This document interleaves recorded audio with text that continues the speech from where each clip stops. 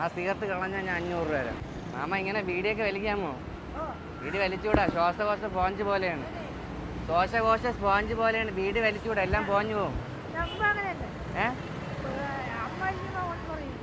അമ്മ ഒന്നും പറയില്ലേ? അമ്മയും പോയാ?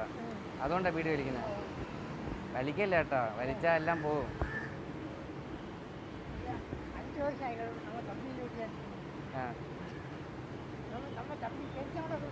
തന്നെ ആ ബീഡി കളയോ?